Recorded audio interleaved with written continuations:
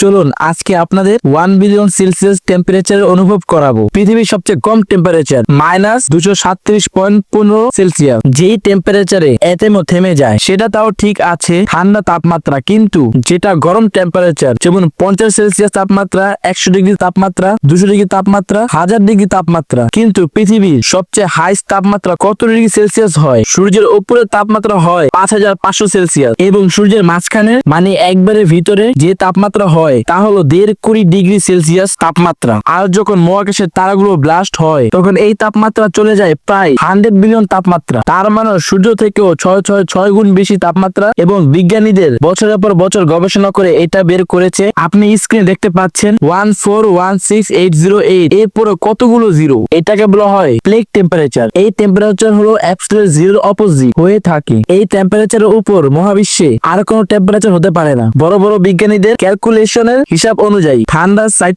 -10 degree, -20 degree এমন করতে করতে 237.15 ডিগ্রি পর্যন্ত হয়ে থাকে মহাবিশ্বে, কিন্তু সেখানে গরমের সাইড বিবেচনা করলে এত ডিগ্রি সেলসিয়াস তাপমাত্রা হয়ে থাকে।